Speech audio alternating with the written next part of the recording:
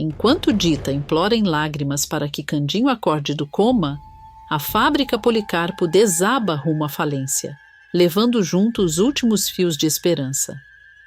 No meio desse caos, uma grande rádio surge, oferecendo a Dita o contrato que pode mudar sua vida. Mas Ernesto e Olímpia já se movem nas sombras, prontos para transformar o sonho da caipira em ruína. O que esses dois vão fazer quando o plano sujo finalmente cair sobre Dita? E Candinho? Vai despertar a tempo de proteger o amor da sua vida? Já clique no botão de gostei e no final do vídeo, dê uma nota de 0 a 10 para o que acontecerá com Dita, Ernesto e Olímpia. O silêncio pesado do quarto é quebrado apenas pelos soluços de Dita, que segura a mão do marido como se segurasse a própria vida. A cantora sente um arrepio estranho percorrer o corpo, como se um aviso invisível a empurrasse para tirar Candinho dali, depois do incidente com a enfermeira estranha. Ela insiste, a voz embargada, o peito apertado pela angústia. Por favor, Candinho, acorda. Não me deixe. Não é mais seguro para você ficar nesse hospital. Eu sinto isso, meu amor. As lágrimas escorrem sem piedade, caindo no lençol branco. Dita balança a cabeça, quase perdendo as esperanças, jurando que o marido não a ouve mais. Mas, quando ela baixa os olhos num último suspiro de dor, Candinho começa a mexer as pálpebras como se despertasse de um sonho distante. Dita? Onde é que eu tô? Eu acho que dormi por demais. A cantora solta um grito que ecoa por todo o hospital, abraçando o caipira como se tentasse colá-lo ao peito para que nunca mais se afastasse. Ela sai pelo corredor levantando os braços, sem medo do escândalo. Ele acordou! O meu Candinho acordou! Alguns funcionários olham torto, desconfiados do exagero da caipira. Outros sorriem emocionados. A enfermeira Estela surge correndo, feliz da vida. Eu falei para você, minha amiga, bastava apenas confiar. O doutor Túlio chega logo depois com aquele ar profissional e um leve sarcasmo escondido no canto da boca. Bom, pela alegria, imagino que ele abriu os olhos.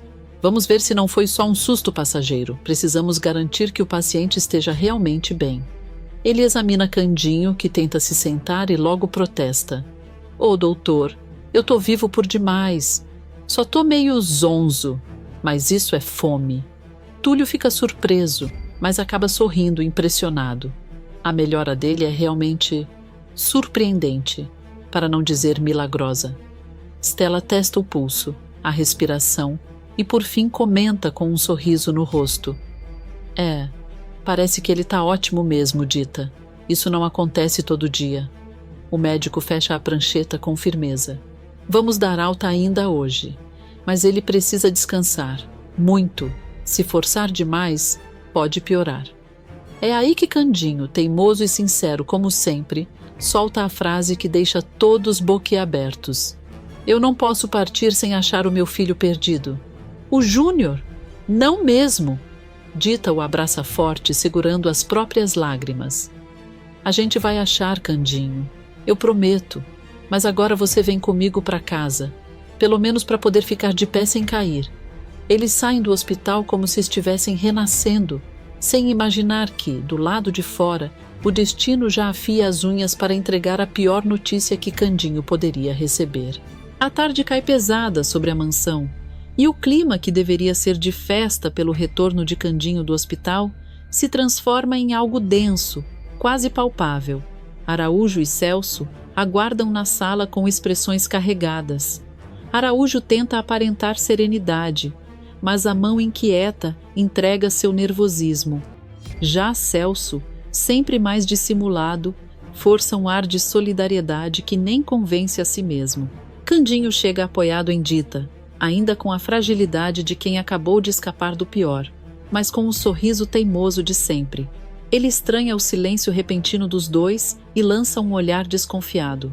Araújo pigarreia, como quem tenta ganhar tempo, e finalmente diz, com voz pesada: Desculpe, Candinho, nós queríamos esperar mais pela sua recuperação, mas conversamos e achamos que você merece saber o quanto antes. Celso apenas baixa a cabeça, teatral. como se carregasse o peso do mundo nas costas. Candinho franze a testa, sem medo, mas já incomodado com o mistério. Ora, Araújo!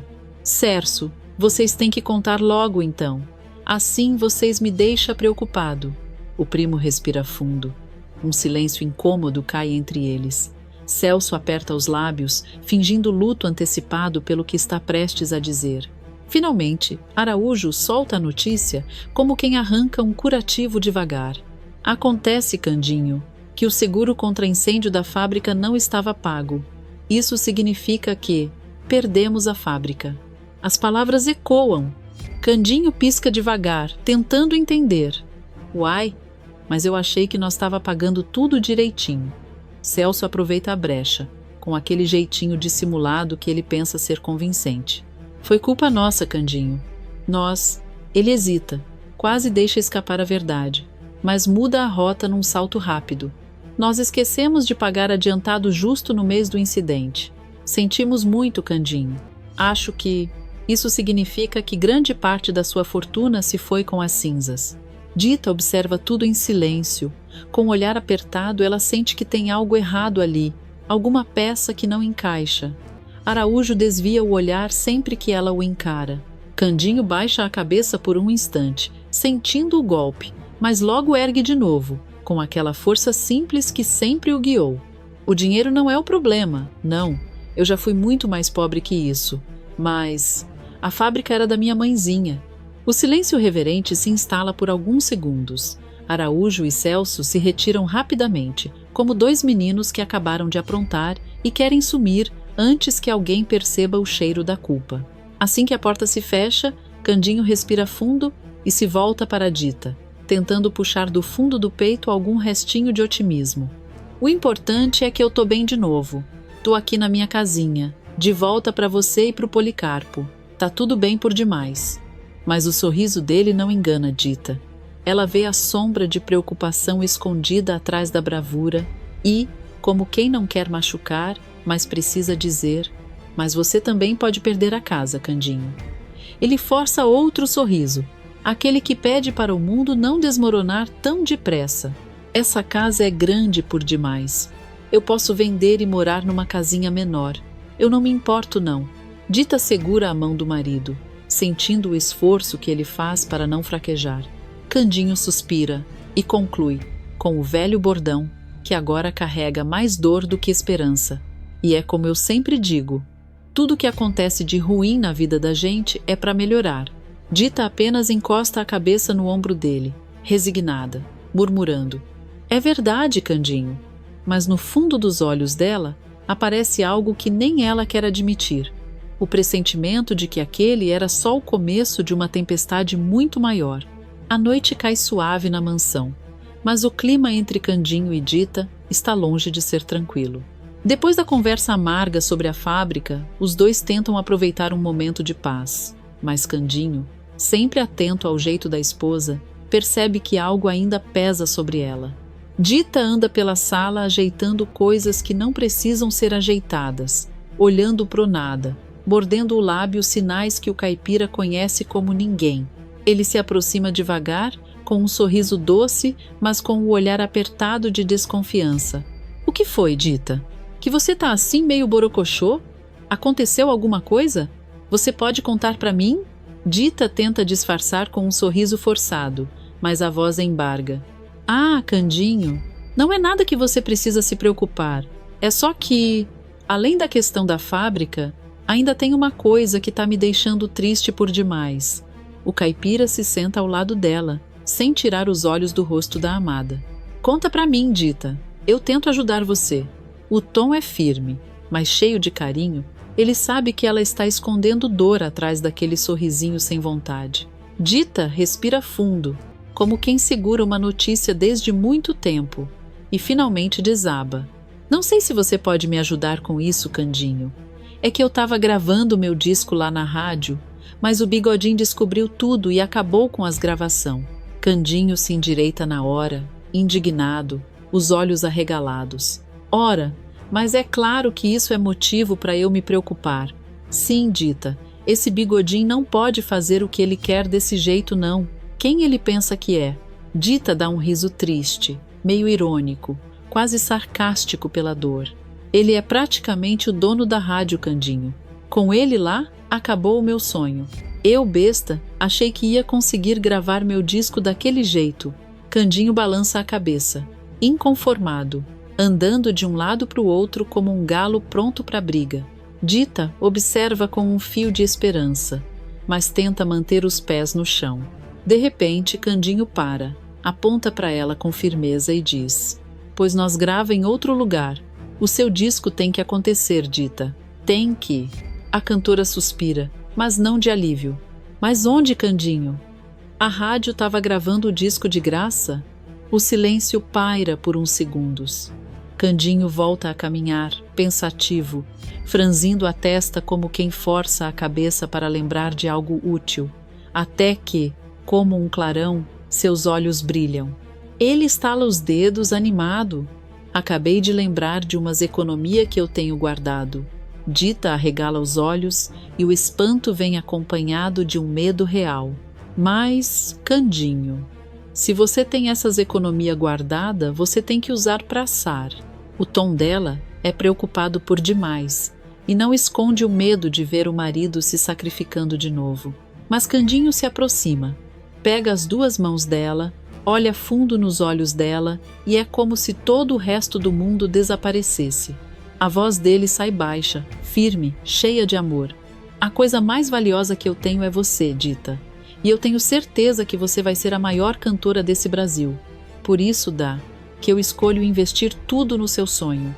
Dita tenta segurar o sorriso, mas ele surge, tímido, vergonhoso e ao mesmo tempo iluminado por uma felicidade que ela tenta disfarçar, mas não consegue. Ela leva a mão ao rosto, emocionada, e murmura com um brilho que denuncia tudo: "Candinho, você me deixa sem jeito." Ele sorri, orgulhoso, como se tivesse acabado de vencer o mundo, e aproxima o rosto do dela. O beijo acontece cheio de promessa, de gratidão, de futuro, mas o que nenhum dos dois percebe é que enquanto eles se abraçam, do outro lado da cidade, há uma sombra que não está nada feliz com a ideia de Dita voltar a brilhar. O sol mal nasceu e já ilumina a nova esperança de Dita. A cantora chega com Candinho à porta da Rádio Viva Livre, rival direta da poderosa Rádio Paraíso. Os dois entram de mãos dadas, emocionados, como dois sonhadores que pisam pela primeira vez no próprio futuro. O ambiente moderno, o cheiro de equipamento novo e o vai e vem dos funcionários deixam o casal maravilhado. A cada corredor, a cada sala de gravação equipada com microfones reluzentes e fones acolchoados, Dita e Candinho se entreolham com o mesmo brilho no olhar. "Uau! Esse lugar é incrível!"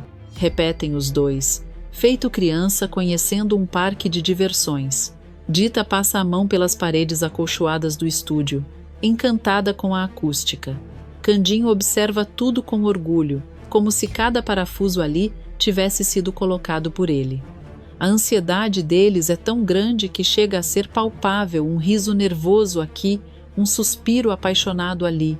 Entre uma explicação do técnico e outra, Dita se empolga e comenta: "Tô doidinha para começar a gravar meu disco aqui, viu?" Ela fala alto, aberta, emocionada. E aí, alguém ouve. Um homem de meia idade, discreto, que já estava arrumando suas coisas para ir embora, congela no meio do movimento. Ele vira o rosto devagar, ouvindo com atenção cada palavra, cada sílaba. Os olhos dele brilham de interesse, quase malícia. Quando Dita e Candinho seguem adiante, o homem abre um sorriso torto no canto da boca, sorriso de quem acabou de encontrar material precioso e sai apressado do prédio, sem olhar para trás. No dia seguinte, o veneno começa a se espalhar. Na Rádio Paraíso, o clima é outro: denso, competitivo, venenoso. E quem reina nesse território como verdadeira cobra é Olímpia, a fofoqueira oficial do lugar.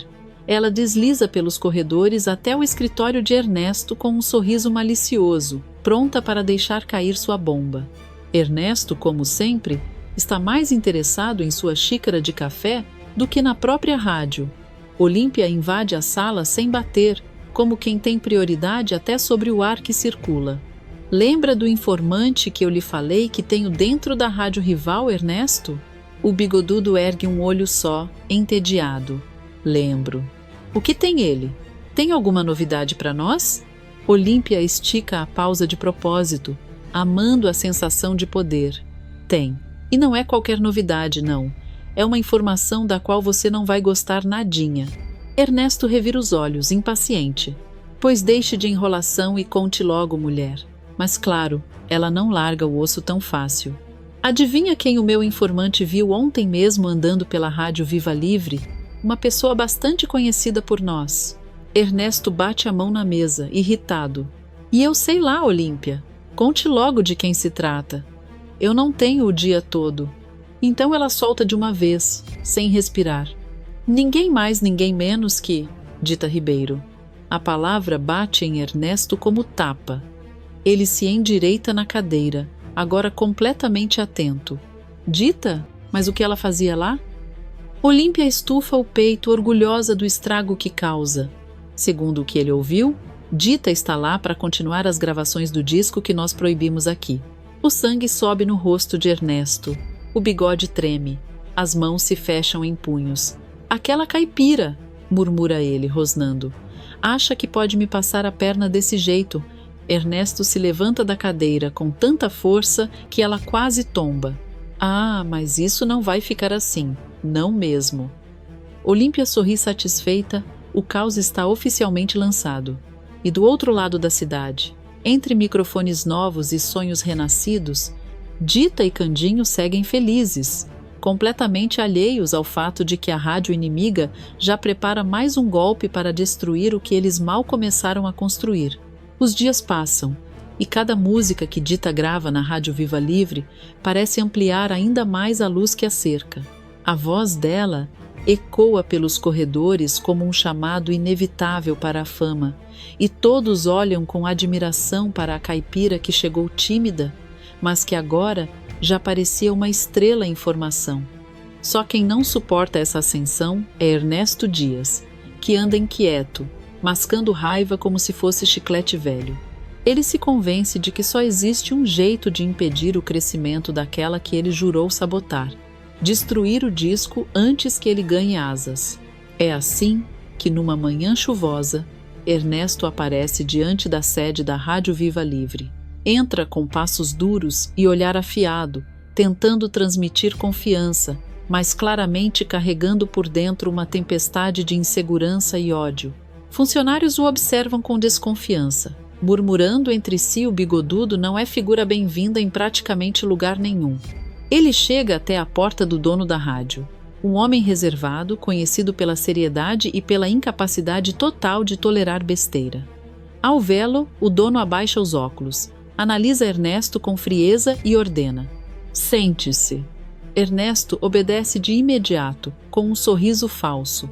Assim que sua bunda encosta na cadeira, ele tenta se apresentar, como se fosse alguém de prestígio. Bom dia, senhor. Eu me chamo. Mas o homem o corta com a lâmina da própria voz. Ernesto Dias, afilhado de paixão. Eu já ouvi sobre você, e não tenho tempo para joguinhos. Vamos direto ao ponto. O que você quer aqui, na minha humilde rádio, Ernesto Dias? O bigodudo arregala os olhos por um segundo, assustado com a precisão do sujeito, mas logo tenta recompor a pose, cruzando as pernas e fingindo que está tranquilo. Ótimo! Também não gosto de joguinhos. Eu vim aqui falar de Ribeiro. O dono da rádio ergue uma sobrancelha, desconfiado, como quem fareja problema. Você quer ela de volta para sua rádio? É isso? Não acha que já é tarde demais?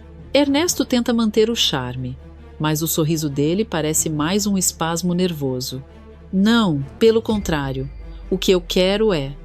É nesse instante que ele vira a maleta e derrama sobre a mesa pilhas grossas de dinheiro, novinhas, organizadas como se estivessem posando para uma foto de revista policial.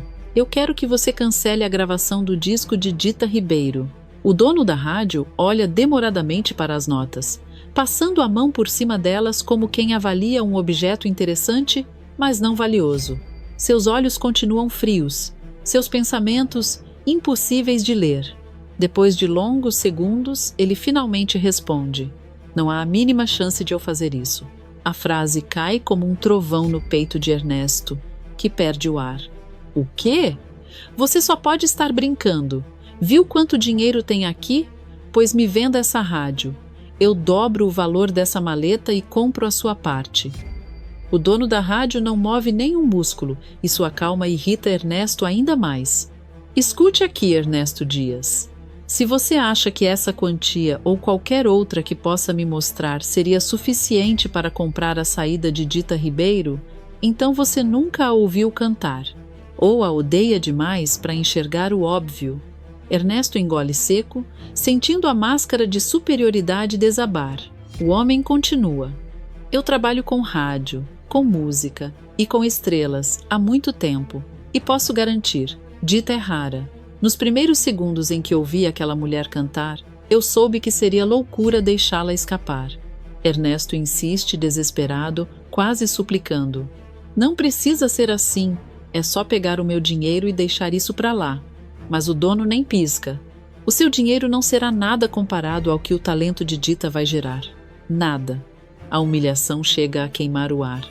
Ernesto se levanta tão rápido que quase vira a cadeira. Ele sai bufando pelo corredor, empurrando mesas, derrubando objetos, assustando funcionários, enquanto rosna: "Perdeu a noção do juízo? Com quem ele pensa que está falando? Eu sou Ernesto Dias. Eu mando nessa cidade." Mas, na verdade, era ele quem estava perdendo o controle. E o destino já estava decidido. Nem ele, nem maleta de dinheiro alguma, nem sabotagem conseguiria impedir o sucesso de Dita Ribeiro, a estrela que já começava a nascer. Algum tempo depois, o disco finalmente é lançado, e assim que chega ao público, explode como um trovão que ninguém esperava. Em poucas horas, o nome de Dita Ribeiro vira tendência, manchete e sucesso na cidade. Mas, enquanto o mundo celebra, um outro tipo de festa acontece. Na mansão de Candinho, a casa que ele tanto lutou para manter e que agora se enche de alegria novamente. Dentro da sala principal, Dita se joga nos braços do marido, abraçando-o com força e beijando-o com aquela paixão que só cresce desde o dia em que ela chegou ali sem nada, apenas com a coragem no peito. Candinho, com os olhos brilhando de orgulho, comemora como se fosse ele próprio o dono do disco. "Você conseguiu, Dita. Eu falei para você que você ia ser uma estrela de muito sucesso." A cantora abaixa o rosto, corada, como quem ainda não acredita no próprio brilho. "Você estava certo, Candinho. Obrigado por me apoiar e por me fazer levantar os queixos toda vez que eu duvido de mesma." Candinho passa a mão no rosto de Dita com delicadeza, mas ela logo continua, mais séria e emocionada, dizendo que ele já pode tirar do coração a preocupação de vender a mansão. A notícia o pega de surpresa. Candinho sente o peito afrouxar, a garganta fechar. Aquela era a casa de sua falecida mãe, o único pedaço que restou da família Policarpo. Ele respira fundo, sentindo a emoção subir. "Eu sempre vou estar aqui para você, Dita, porque eu lhe amo por demais." A declaração sai carregada de sinceridade. Mas é aí que Dita muda o tom. Os olhos dela ganham um brilho misterioso, como se guardassem um segredo grande demais. Ela segura as mãos do marido e diz devagar: "Eu sei, Candinho. Por isso eu tenho um presente como forma de agradecimento." O caipira franze as sobrancelhas, desconfiado.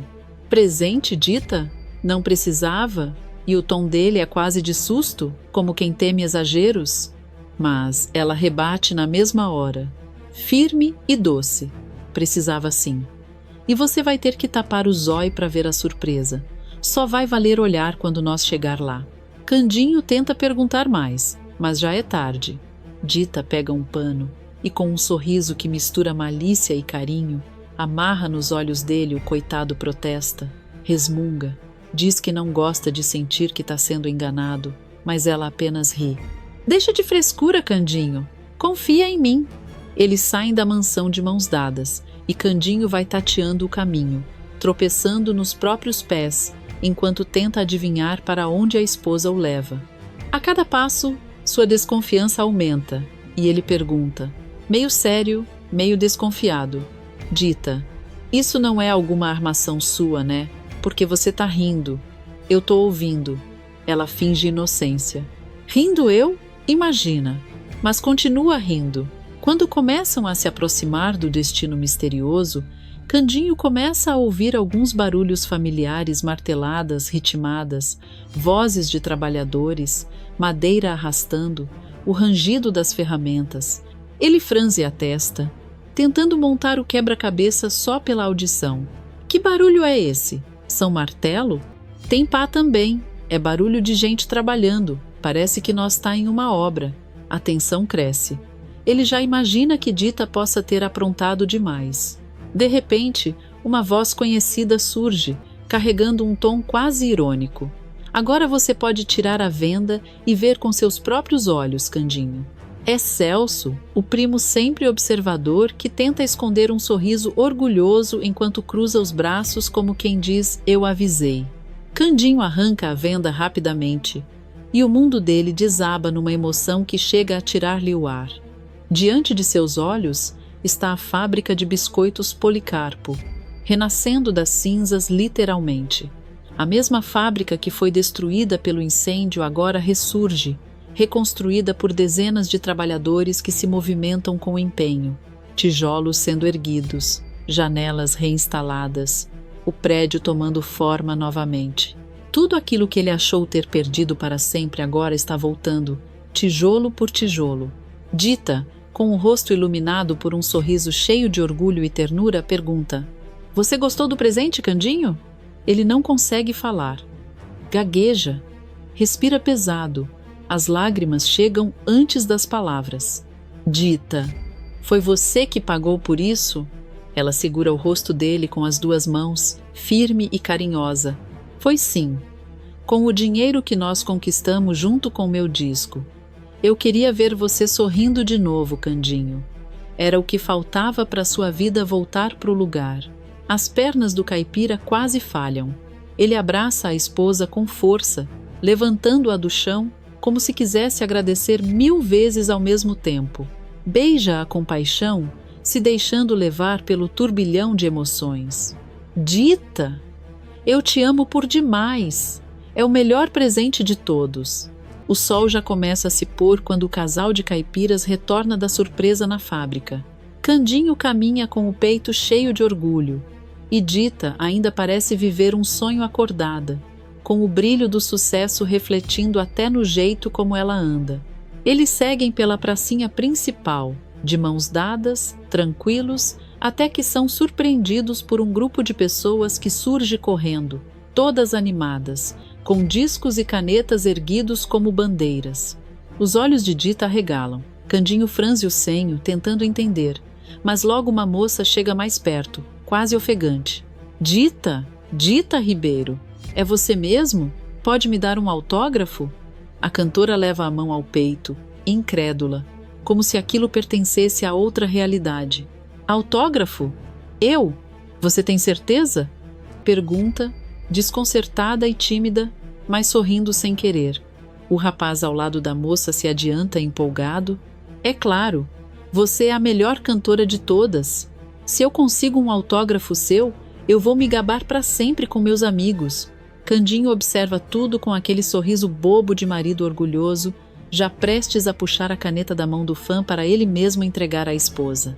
Mas o que ninguém ali percebe é a sombra distante, observando tudo com um veneno que chega a ferver no sangue. Ernesto. Ele está parado na esquina, olhando como se o mundo estivesse cometendo um crime contra ele. Os olhos apertados, o maxilar travado, e murmura rouco de ódio: Não, eu não vou sair perdendo. Eu não vou sair perdendo. O sucesso de Dita não só o irrita, destrói o pouco que restava do orgulho dele. Ver revistas estampando o rosto da caipira, ouvir gente falando dela, ver que ninguém mais liga para ele, aquilo virou uma tortura diária. E agora, diante daquela cena, o pilantra abandona qualquer vestígio de razão, a mente fraca dele finalmente ruindo de vez. Ernesto coloca a mão no bolso e puxa uma faca grande, afiada, reluzindo à luz alaranjada do fim de tarde. Um objeto perigoso para alguém em perfeito estado mental e ainda mais perigoso nas mãos dele. Ele começa a andar na direção do casal, cada passo tomado por puro rancor. Enquanto isso, Dita mal percebe o perigo que se aproxima, pois está ocupada autografando o disco de uma fã, ainda rindo sem acreditar. Mas tudo muda quando um grito rasga a praça. Não! Por que alguém ia querer um autógrafo dessa caipira de uma figa? Vocês não merecem essa glória. Vocês não merecem nada disso. O grupo inteiro se vira, assustado. Dita e Candinho congelam. E lá está Ernesto, com o rosto transtornado e o brilho mortal da faca exposto.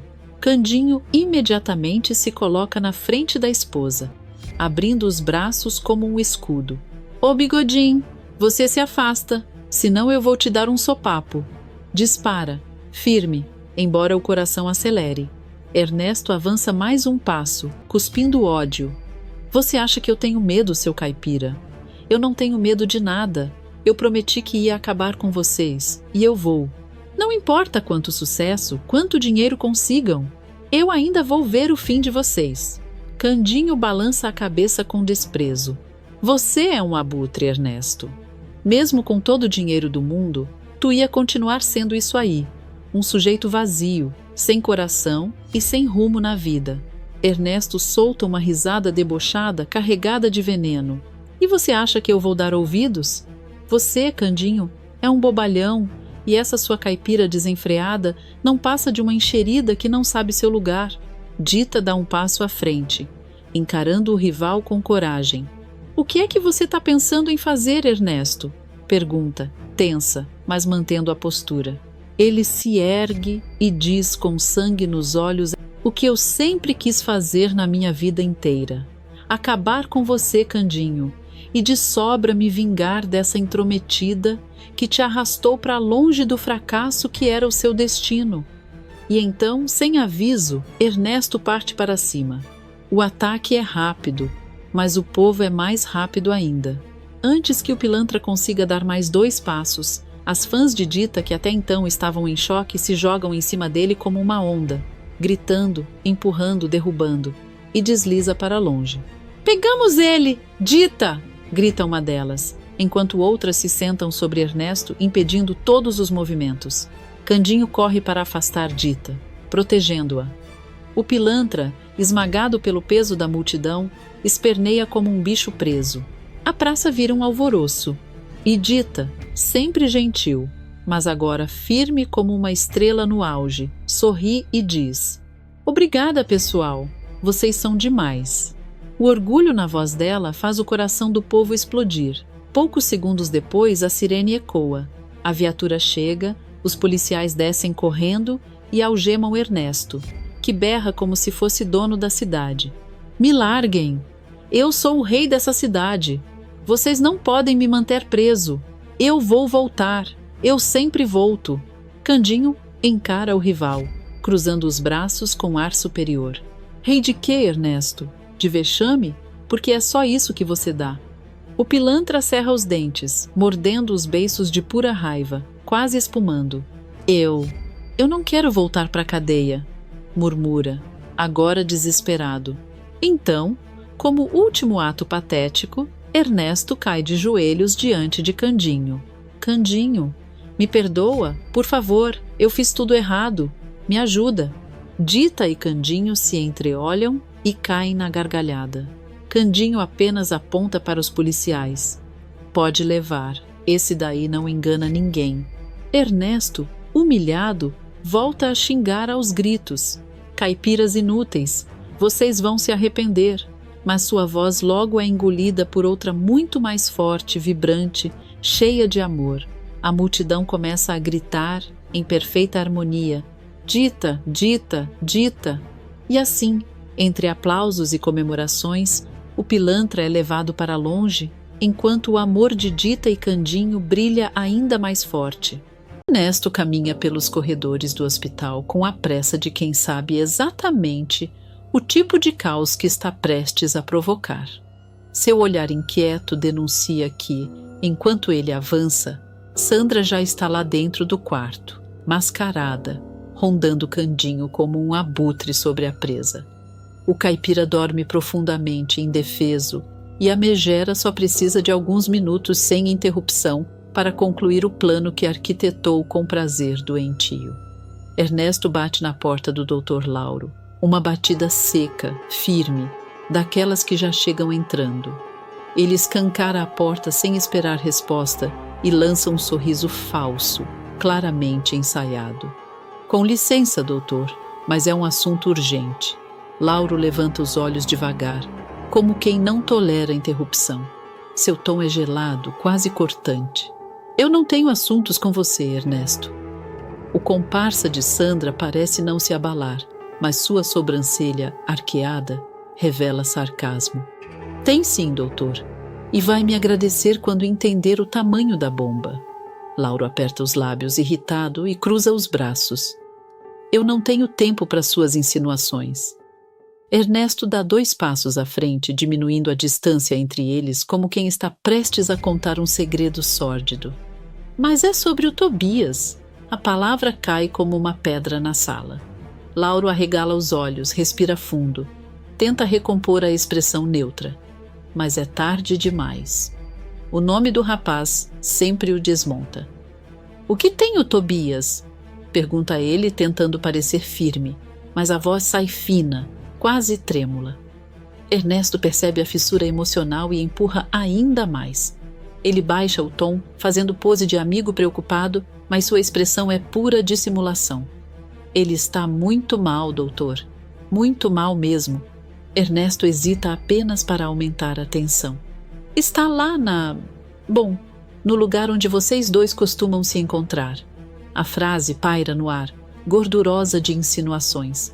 Lauro muda imediatamente de cor. Ele tenta disfarçar, mas o desconforto pula dos olhos. Eu não sei do que você está falando. A defensiva é tão rápida que denuncia exatamente o contrário. Ernesto ergue as mãos, fingindo inocência, mas sua voz pinga ironia. Claro que não sabe. É sempre assim, né? Essas coincidências, esses encontros improvisados, essas escapadas misteriosas. Ele se aproxima mais um pouco. Mas se você não quer acreditar, tudo bem. Vamos deixar o Tobias lá. Só não diga depois que eu não avisei quando você receber a pior das notícias. O médico sente o corpo inteiro tremer. Não consegue esconder o pânico. Seu olhar vacila, sua respiração acelera. E de repente ele está arrancando o jaleco da cadeira e atravessando a sala com a pressa de quem teme perder algo, ou alguém, crucial. Isso não faz sentido. Mas eu preciso ir ver, balbucia, sem raciocinar. Ele sai praticamente correndo, deixando o gabinete aberto, papéis espalhados e a própria dignidade largada no chão do corredor.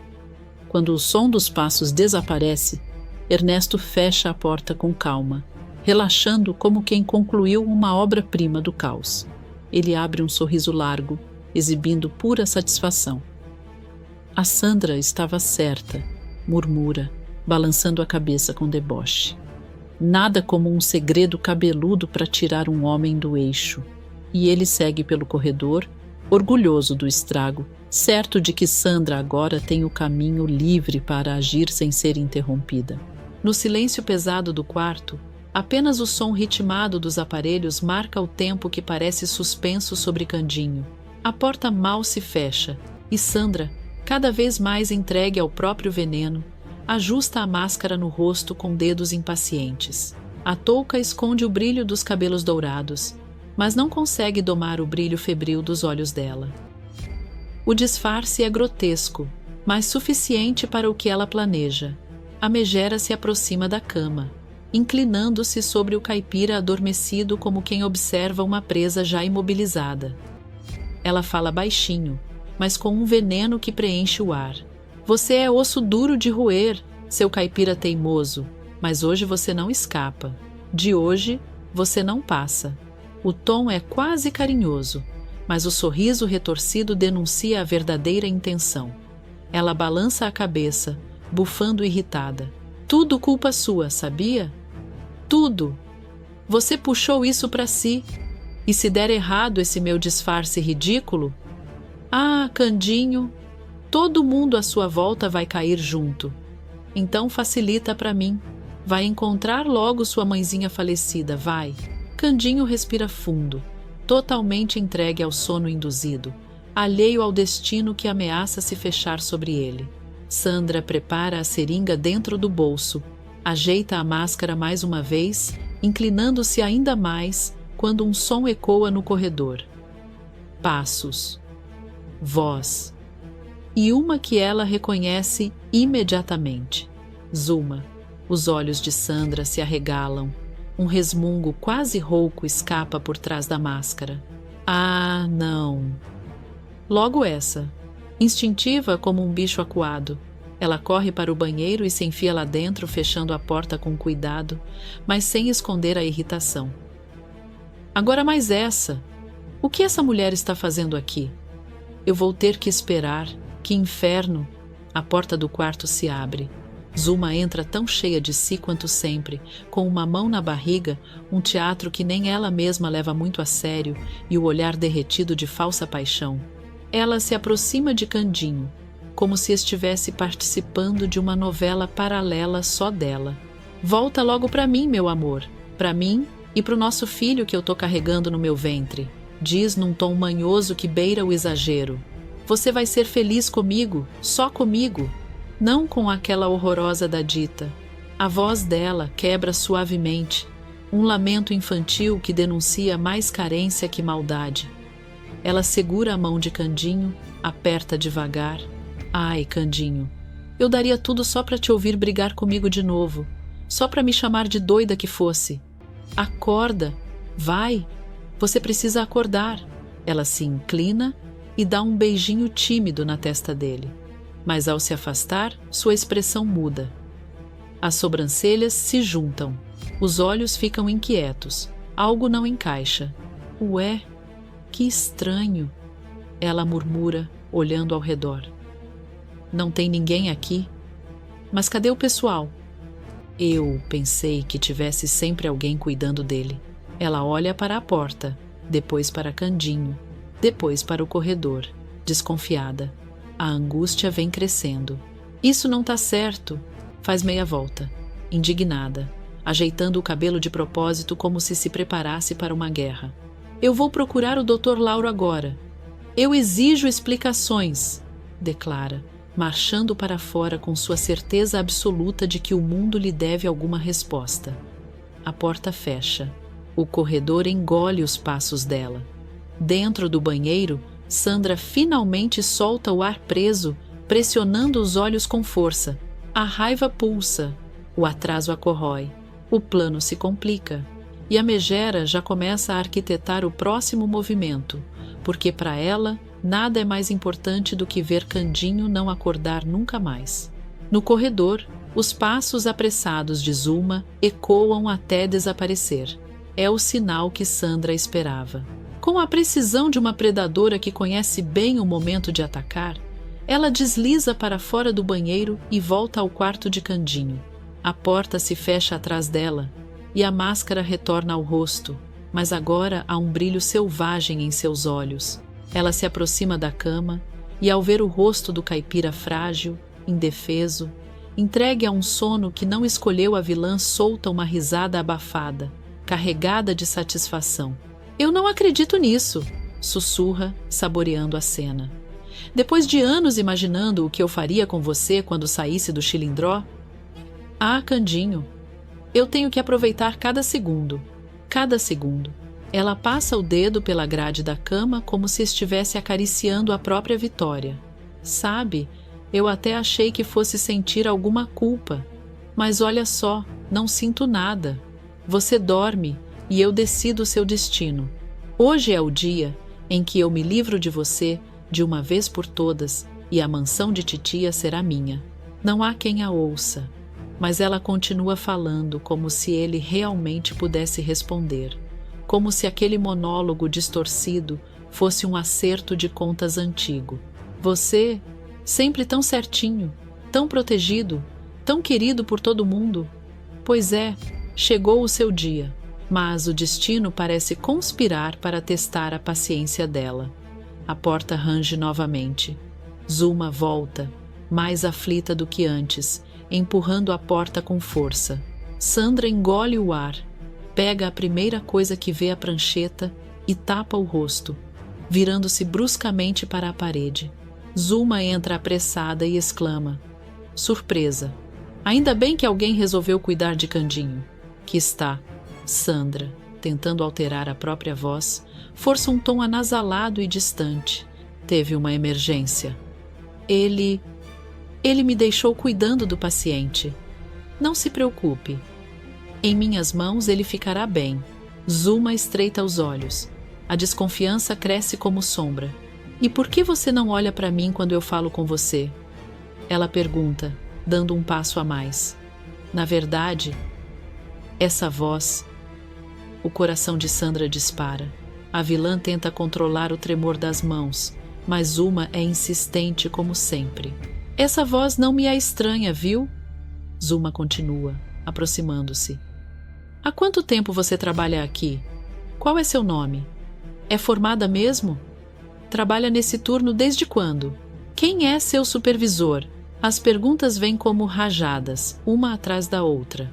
Sandra responde cada uma com frases curtas, rápidas, quase atropeladas, tentando manter o disfarce. Trabalho aqui há pouco tempo. Sim, sou formada. O supervisor? O doutor? Enfim, estou cumprindo ordens. Mas por dentro, ela pensa, desesperada. Se essa maluca me reconhecer, eu tô perdida! Perdida! Zuma se aproxima ainda mais, inclinando o rosto, tentando ver por trás da prancheta. Essa enfermeira tem algo errado, ela murmura, quase para si. Sandra sente o suor escorrer pela nuca. A respiração falha. É então que, subitamente, o corpo de Candinho se move. Uma torção leve, quase imperceptível, mas suficiente para mudar o rumo da cena. Zuma dá um pulo. A tensão se transforma em emoção pura. Minha nossa, Candinho! Você está acordando? Sou eu! Venha, siga a minha voz! Ela larga a suspeita na hora. Corre para a beira da cama. Pega a mão dele com esperança viva no olhar. Sandra vê tudo, aterrorizada. O plano começa a escapar pelos dedos. A máscara parece sufocar. Lá. E o grito sai antes que ela consiga segurar. Não! Candinho não pode acordar. Não agora. A frase explode no quarto. Ecoa. Congela Zuma no lugar. A falsa grávida vira devagar, chocada. Como é? Ela pergunta sem piscar. Por que ele não pode acordar, enfermeira? A palavra enfermeira vem carregada de ironia e ameaça. O silêncio se instala como um peso. A respiração de Sandra vacila. Zuma espera. Candinho permanece imóvel. E um suspense denso se forma no ar, como se o destino tivesse parado para ouvir qual delas fará o próximo movimento e quem, afinal, cairá primeiro. Enquanto a tensão se estreita no hospital, longe dali à tarde, parece tranquila demais na casa de Estela, uma tranquilidade que não combina com o que está prestes a acontecer. Dita está sentada no sofá, tentando conversar com Anabela, que brinca no tapete, enquanto Manuela dobra algumas roupinhas, e Celso tenta ajustar um rádio que não pega estação nenhuma. Mas Dita não consegue se concentrar. Há algo dentro dela, uma inquietação que cresce sem explicação, uma sensação que ela tenta ignorar, mas que volta a cada segundo, como um aperto no peito. Ela se levanta devagar, passa a mão nos cabelos, respira fundo e segue até o espelho do corredor. Assim que encara o próprio reflexo, o susto vem como um choque elétrico. Não é apenas ela no espelho. Atrás de seu ombro, nítida como se estivesse viva, está Anastasia, a mãe de Candinho, aquela que já partiu. Dita estremece. Os olhos rapidamente buscam o corredor atrás de si vazio. O silêncio é absoluto. O coração dispara. Mas quando ela olha novamente para o espelho, Anastasia continua ali, imóvel. encarando-a com uma serenidade que contrasta com o desespero de Dita. A voz surge baixa, profunda, carregada de urgência. Você precisa ir para o hospital. Meu filho corre perigo. Dita sente as pernas bambearem. As mãos tremem. Ela tenta falar, mas a voz não sai. Fecha e abre os olhos, respira fundo, e quando encara o espelho novamente, Anastasia desapareceu. O reflexo agora mostra apenas Dita trêmula, pálida, assustada. Ela sente o ar entrar nos pulmões como se voltasse a si depois de muito tempo submersa. Os controles retornam, mas o pânico continua. Sem pensar duas vezes, ela corre para a sala. Os passos ecoam pela casa e Celso ergue o rosto na mesma hora, estranhando o barulho. Dita irrompe na sala como um furacão. Eu preciso ir para o hospital agora mesmo. Manuela leva a mão ao peito, assustada. Celso se levanta de imediato. Mas o que aconteceu? Por que tá assim? Tá branca como uma vela, Dita. Ela passa a mão no rosto, ainda tonta com o que viu. Eu não sei explicar, Celso. Mas o Candinho não tá bem. As palavras saem atropeladas, urgentes, carregadas de certeza. Tia Manuela, você cuida da Anabela para mim? Por favor. Eu tenho que salvar o meu marido. Manuela e Celso trocam um olhar preocupado. O nervosismo de Dita não parece invenção. Ela está apavorada. E isso é notável até para quem não acredita em visões. Celso dá um passo à frente. A expressão se fecha. Dita, calma. Aconteceu alguma coisa? Quem falou com você? Ela tenta responder.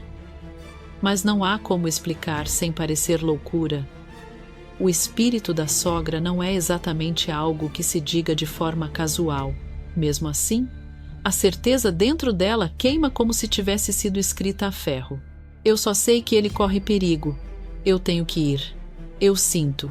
E antes que qualquer um possa segurar seu braço, aconselhar, duvidar ou questionar, ela pega a bolsa e dispara pela porta, decidida. O que Dita não imagina é que seu pressentimento ou aviso chegou tarde demais para manter as coisas sob controle. A partir desse momento, tudo está prestes a virar de cabeça para baixo, e uma reviravolta gigantesca já se forma no caminho dela, pronta para explodir no hospital.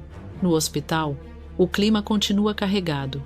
Zulma, ainda emocionada com o breve movimento de Candinho, insiste em permanecer ao lado dele por alguns instantes. Mas os minutos passam, e o caipira volta a ficar imóvel, entregue ao mesmo sono profundo que tanto inquieta quem o ama. Zulma suspira, passa a mão pelo rosto e percebe as lágrimas que nem notou que derramou. Bom, ela murmura, enxugando os olhos, acho melhor deixar o Candinho descansar. Sandra, ainda disfarçada, responde com falsa serenidade. Eu concordo. Zulma olha para a suposta enfermeira. O rosto coberto impede qualquer identificação, mas os olhos, aqueles olhos a incomodam. Ainda assim, ela não faz a conexão. Em vez disso, aproxima-se mais e fala em tom confidencial. Preste muita atenção. Uma mulher pode aparecer aqui a qualquer momento. O nome dela é Sandra. Sandra engole uma risada que quase escapa. Não permita que ela entre aqui, ouviu? Ou você estará colocando a vida do seu paciente em risco. Ela enfatiza cada palavra como se fosse uma ordem militar. A vilã apenas faz um gesto afirmativo, sustentando o teatro até o fim. Assim que Zulma se retira e a porta se fecha, Sandra finalmente deixa escapar um sorriso torto. Ah, que pena que ela já esteja aqui dentro. Ela se aproxima da cama como uma sombra predatória. O olhar, antes frio, agora carrega ódio puro. Você tirou tudo o que era meu, Candinho. Tudo. Começa, com a voz trincada de rancor. Titia parou de confiar em mim, e por sua culpa não me deixou nada no testamento. Nem a mansão, nem a fábrica, nem as joias. Ela passa o dedo pela colcha do leito, com desprezo. Eu estava lá desde o começo. Eu cuidei, eu servi, eu fiz tudo, e mesmo assim ela deu tudo ao caipira que apareceu com um animal na cidade grande. O rosto dela se deforma em frustração e fúria. Mas Isso acaba aqui, porque tudo o que era de titia vai ser meu. Nem que eu tenha que apagar você desta terra. Sandra dá mais um passo, agora perigosamente próxima dele quando, sem aviso, as luzes começam a piscar. Primeiro lento, quase imperceptível. Depois, rápido. Depois, frenético. Ela franze a testa, mas os flashes se tornam tão insistentes que a deixam zonza. A cabeça começa a latejar. Instintivamente, ela tenta sair do quarto, mas a porta se fecha com violência, como se alguém tivesse empurrado do outro lado. Mas o que é isso? Ela grita, assustada. A vilã olha para todos os cantos, mas não vê ninguém. Porém, no jogo de luzes piscando, jura ver uma silhueta parada perto da janela. Uma figura imóvel, apenas observando. O ar muda, o cheiro também. Um perfume doce, antigo, reconhecível. Uma lágrima escorre pelo rosto da vilã, não de emoção, mas de puro terror. É o perfume da titia. O coração dela bate tão forte que parece que vai sair do peito. Titia, você está aqui? Ela pergunta, com a voz quebrada. Nesse instante, as luzes se apagam completamente. O quarto se torna um breu absoluto. Sandra só consegue ouvir a própria respiração ofegante e o som acelerado do coração. Ela tenta dar um passo, mas o perfume fica mais forte, quase sufocante. E então clique e as luzes voltam. Sandra solta um grito estrangulado. Diante dela, parada a pouco mais de 1 metro, está Anastasia, a mãe de Candinho, exatamente como ela se lembrava. Mesma roupa, mesma expressão, mesma presença imponente que costumava a fazer tremer quando criança. Mas agora Anastasia está morta. E ainda assim, está ali. Sandra cai no chão, apavorada, mas se levanta aos trancos, tentando não desmoronar. Você não está mais viva! Ela grita, em desespero. Não vai conseguir me impedir! Anastasia não se move, não pisca, não recua. Apenas observa. E isso é pior do que qualquer grito. Sandra, atordoada, tenta chegar até a cama de Candinho para concluir o plano, mesmo sob o olhar da presença espiritual. Mas a porta se abre de repente com um estrondo. Estela entra primeiro. Logo atrás, Celso. E por fim, Dita ofegante, ainda tomada pelo pressentimento que a trouxe ali. Os três congelam ao ver a cena. Sandra mascarada, prancheta caída, o quarto iluminado demais, o perfume no ar e algo diferente. Algo que eles não conseguem explicar. Dita dá um passo à frente, horrorizada. Mas o que é isso? É a Sandra? E então, tudo explode em caos. Sandra grita. Dita avança. Celso tenta segurar. Estela olha ao redor buscando uma explicação racional, e atrás deles, Anastasia desaparece no ar como se nunca tivesse estado ali. Mas Dita viu. E Sandra viu. E o quarto inteiro ainda parece pulsar com a presença dela. A noite que estava apenas começando se torna o prenúncio de algo muito maior e muito mais perigoso. A presença de Sandra naquele quarto parecia impossível, mas o choque de Dita, Celso e Estela se torna ainda maior quando a vilã, completamente transtornada, recua 2 passos e tenta alcançar novamente a cama de Candinho, como se ainda tivesse alguma chance de terminar o que começou. Seus olhos brilham de desespero, quase fora de si, como alguém que vê seu plano escorrendo pelos dedos.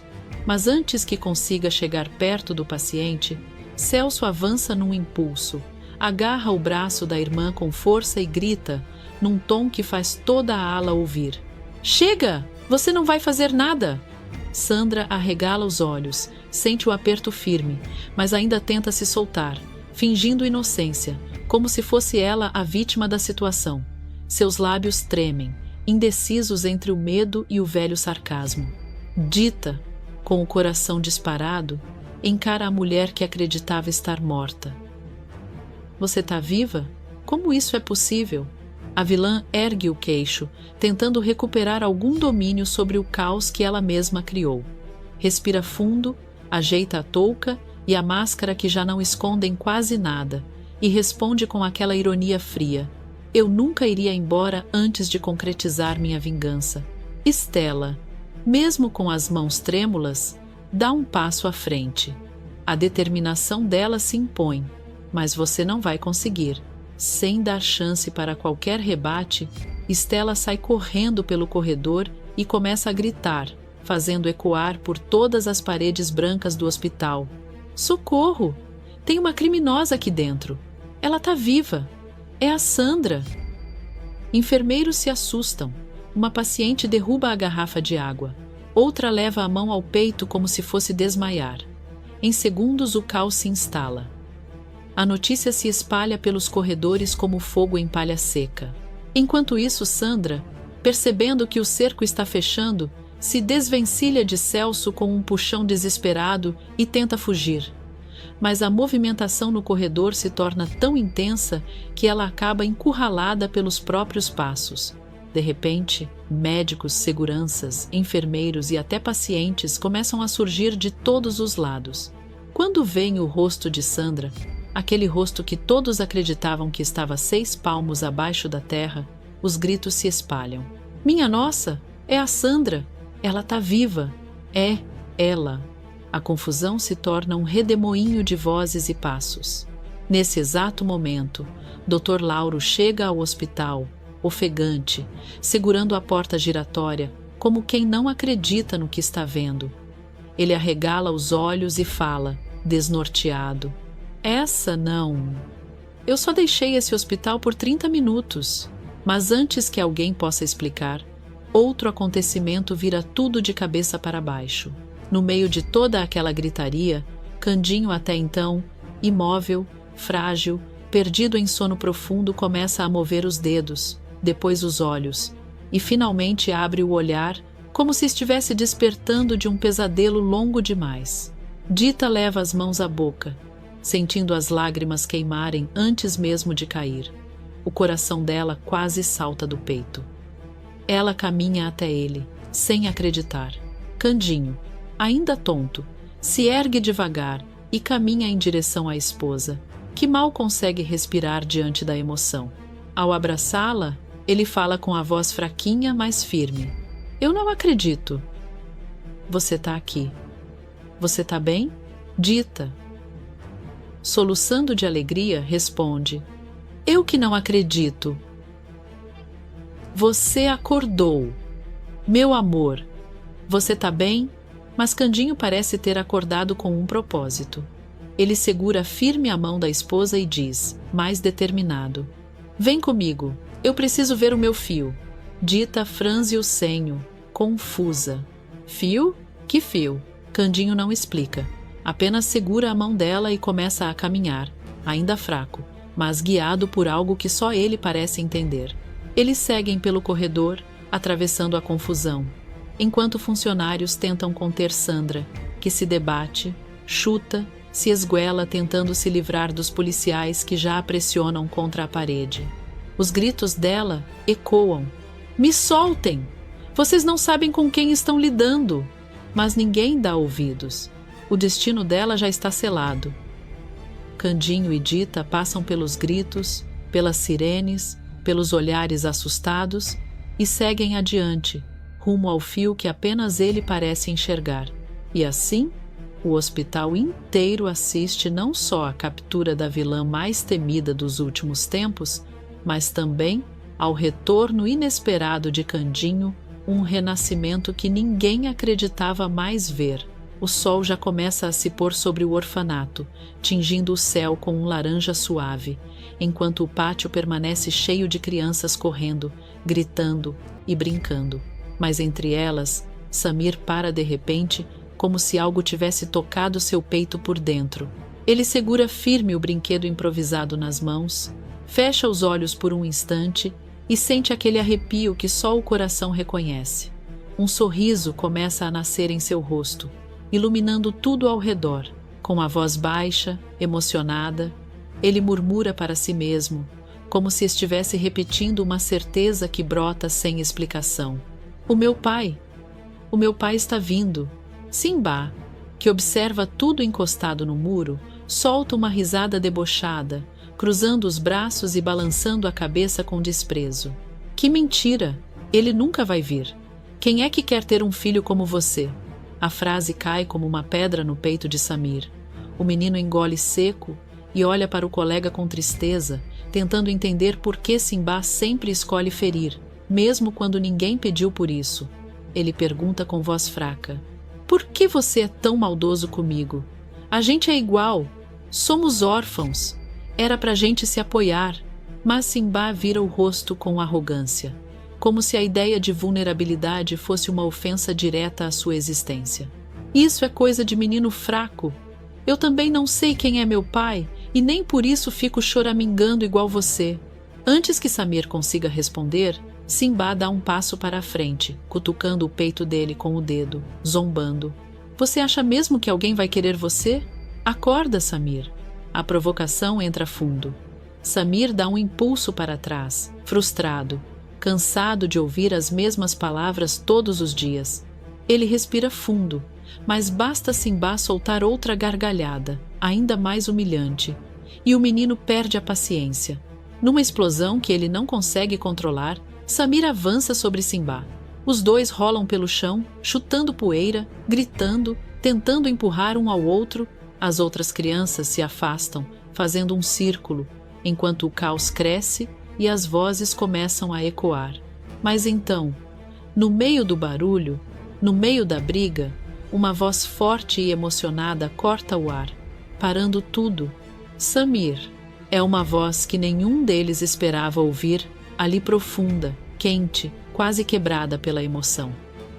Samir congela. Simba também. Ambos se viram ao mesmo tempo. E lá está ele. Candinho, ainda pálido do hospital, ainda cambaleando de leve, mas completamente desperto e com os olhos cheios de amor.